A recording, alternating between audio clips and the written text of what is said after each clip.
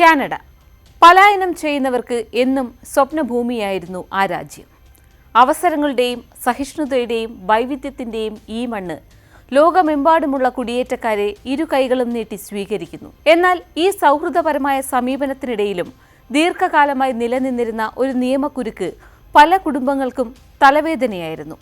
അതാണ് വംശാവലി അടിസ്ഥാനമാക്കിയുള്ള പൗരത്വ നിയമം. ഇപ്പോൾ ആ നിയമങ്ങളെല്ലാം മാറുകയാണ്.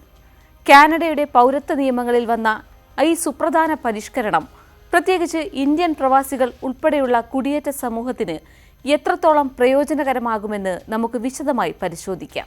കാനഡയ്ക്ക് പുറത്തു ജനിക്കുന്ന ഒരു വ്യക്തിക്ക് പൗരത്വം ലഭിക്കണമെങ്കിൽ നിലവിലെ നിയമപ്രകാരം ആ വ്യക്തിയുടെ മാതാപിതാക്കളിൽ ഒരാളെങ്കിലും കാനഡയിൽ ജനിച്ചവരായിരിക്കണം എന്നൊരു നിബന്ധനയുണ്ടായിരുന്നു. കാനഡയ്ക്ക് പുറത്തു ജനിച്ച ഒരു കനേഡിയൻ പൗരന്, അതായത് ഒരു തലമുറ മുൻപ് വംശാവലി വഴി പൗരത്വം ലഭിച്ചയാൾക്ക് വിദേശത്ത് വെച്ച് കുഞ്ഞ് ജനിക്കുകയാണെങ്കിൽ ആ കുഞ്ഞിന് ഓട്ടോമാറ്റിക്കായി പൗരത്വം ലഭിക്കില്ലായിരുന്നു. ഇത് കേൾക്കുമ്പോൾ ലളിതമെന്ന് തോന്നാമെങ്കിലും പ്രവാസികളായ കുടുംബങ്ങളെ സംബന്ധിച്ച് ഇത് വലിയ നിയമക്കുരുക്കാണ് സൃഷ്ടിച്ചത്. ഉദാഹരണത്തിന്, ഒരു ഇന്ത്യൻ ദമ്പതികൾ വിദ്യാഭ്യാസം അല്ലെങ്കിൽ ജോലി ആവശ്യങ്ങൾക്കായി കാനഡയിലേക്ക് കുടിയേറുകയും അവിടെ കനേഡിയൻ പൗരത്വം നേടുകയും ചെയ്യുന്നു എന്ന് കരുതുക. അവർക്ക് കാനഡയിൽ വെച്ചൊരു കുഞ്ഞ് ജനിക്കുമ്പോൾ ആ കുട്ടി കാനഡയിൽ ജനിച്ചതിനാൽ ഒന്നാം തലമുറ കനേഡിയൻ പൗരനായി കണക്കാക്കപ്പെടുന്നു.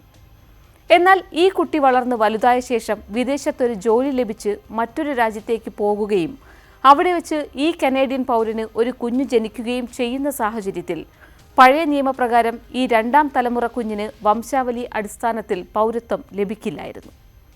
ഇത് മുൻപ് പല പ്രവാസി കുടുംബങ്ങൾക്കും ഒരു നിയമപരമായ പ്രതിസന്ധി സൃഷ്ടിച്ചിരുന്നു. പഴയ നിയമമനുസരിച്ച് ഈ രണ്ടാം തലമുറ കുട്ടിക്ക് പൗരത്വം നിഷേധിക്കപ്പെടും. കാരണം കുഞ്ഞിന്റെ മാതാപിതാക്കളിൽ ആരും കാനഡയിൽ ജനിച്ചവരല്ല.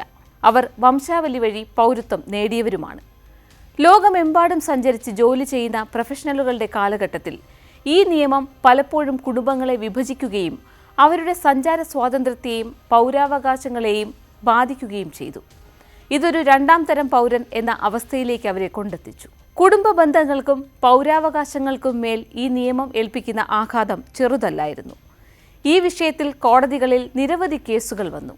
തുടർച്ചയായ നിയമ പോരാട്ടങ്ങൾക്കൊടുവിൽ കാനഡയുടെ വിവിധ കോടതികൾ ഈ നിലവിലുള്ള പൗരത്വ നിയമത്തിലെ ചില വകുപ്പുകൾ ഭരണഘടനാ വിരുദ്ധമാണെന്ന് നിരീക്ഷിച്ചു. വംശാവലി അടിസ്ഥാനമാക്കിയുള്ള ഈ നിയമം തുല്യത എന്ന മൗലികാവകാശത്തെ ലംഘിക്കുന്നു എന്നതായിരുന്നു പ്രധാന കണ്ടെത്തൽ. ഒരു കനേഡിയൻ പൗരന് അവരുടെ ജനനസ്ഥലം എവിടെയായിരുന്നെങ്കിലും തങ്ങളുടെ മക്കൾക്ക് പൗരത്വം നൽകാനുള്ള അവകാശം ഉണ്ടായിരിക്കണം. ഈ സുപ്രധാന നിരീക്ഷണമാണ് നിയമപരമായ മാറ്റത്തിന് കളമൊരുക്കിയത്. കോടതി വിധി വന്നതോടെ പൗരത്വ നിയമങ്ങളിൽ സമഗ്രമായ മാറ്റം വരുത്താൻ കനേഡിയൻ സർക്കാർ നിർബന്ധിതരായി. ഈ പ്രതിസന്ധിക്ക് പരിഹാരമായിട്ടാണ് കാനഡയുടെ പാർലമെന്റ് ബിൽ C3 എന്ന പുതിയ നിയമനിർമ്മാണത്തിന് ഔദ്യോഗിക അംഗീകാരം നൽകിയത്.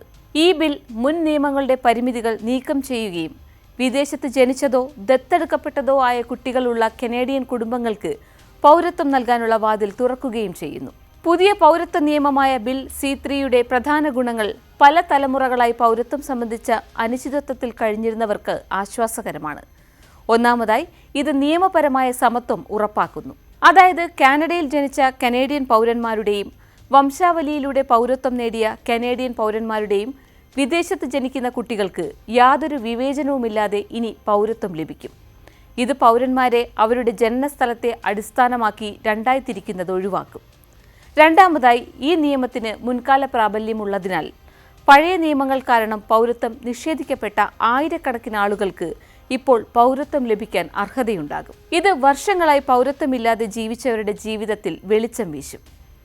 അവസാനമായി, ദത്തെടുക്കലുകൾക്ക് ആശ്വാസം നൽകിക്കൊണ്ട് വിദേശത്ത് നിന്ന് കുട്ടികളെ ദത്തെടുക്കുന്ന കനേഡിയൻ കുടുംബങ്ങൾക്കും പുതിയ നിയമം ഗുണകരമാകുകയും ദത്തെടുക്കപ്പെട്ട കുട്ടിയുടെ പൗരത്വം സംബന്ധിച്ച നിയമപരമായ അനിശ്ചിതത്വം നീക്കുകയും ചെയ്യും.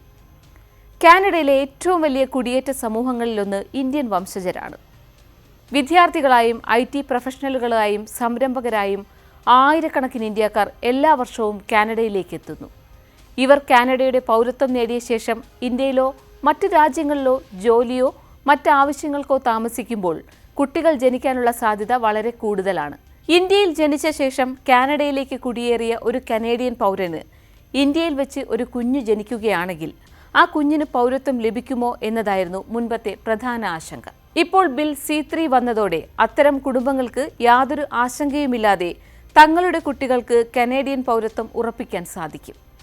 പൗരത്വ പ്രശ്നം മൂലം നാട്ടിലേക്ക് തിരിച്ചു വരാനോ കാനഡയിൽ തന്നെ തുടരാനോ കഴിയാത്ത നിരവധി ഇന്ത്യൻ പ്രവാസികൾക്ക് ഇത് ആശ്വാസമാകും. ഈ മാറ്റം ലോകമെമ്പാടുമുള്ള ഇന്ത്യൻ പ്രവാസികൾക്ക് കാനഡയെ കൂടുതൽ ആകർഷകമായ ഒരു രാജ്യമാക്കി മാറ്റുന്നു.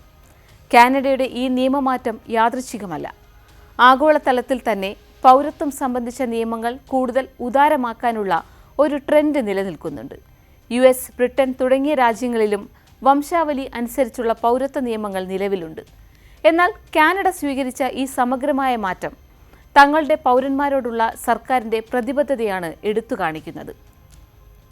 കാനഡയുടെ ഈ നടപടി ഒരു രാഷ്ട്രീയ വിഷയമായി മാത്രമല്ല, ഒരു മാനുഷിക വിഷയമായിട്ടാണ് ലോകം ശ്രദ്ധിക്കുന്നത്. ഒരു രാജ്യം അതിൻ്റെ പൗരന്മാരെ അവർ എവിടെയായിരുന്നെങ്കിലും തുല്യമായി കണക്കാക്കുന്നു എന്ന് തെളിയിക്കുന്ന ഒരു മാതൃകയാണിത്. ലോകത്തിലെ ഏറ്റവും വികസിത രാജ്യങ്ങളിലൊന്ന് തങ്ങളുടെ നിയമങ്ങളിൽ വരുത്തുന്ന ഈ മാറ്റം മറ്റ് രാജ്യങ്ങൾക്കും നിയമപരിഷ്കരണത്തിന് ഒരു പ്രചോദനമായേക്കാം. കാനഡയുടെ പുതിയ പൗരത്വ നിയമം കേവലം ഒരു നിയമപരമായ മാറ്റം മാത്രമല്ല, അത് ലോകമെമ്പാടുമുള്ള പ്രവാസികളോടും കാനഡയുടെ തുറന്ന സമീപനത്തിൻ്റെ പ്രതിഫലനമാണ്. നിയമപരമായ സമത്വം ഉറപ്പാക്കിക്കൊണ്ട് അർഹതപ്പെട്ടവർക്ക് പൗരത്വം ലഭിക്കാനുള്ള വഴി തുറന്നിരിക്കുകയാണിത്. ഇത് ഇന്ത്യൻ പ്രവാസികൾ ഉൾപ്പെടെയുള്ള കുടിയേറ്റ സമൂഹത്തിന് വലിയ ആശ്വാസം നൽകും. പൗരത്വം എന്നത് ഒരു ഭൂമിശാസ്ത്രപരമായ അതിർത്തിയെ മാത്രം ആശ്രയിച്ചിരിക്കുന്ന ഒന്നല്ല, മറിച്ച് ഒരു വ്യക്തിയുടെ കുടുംബ ബന്ധത്തെയും അവകാശങ്ങളെയും അടിസ്ഥാനമാക്കിയുള്ളതാണ് എന്ന് ഈ നിയമം അടിവരയിടുന്നു.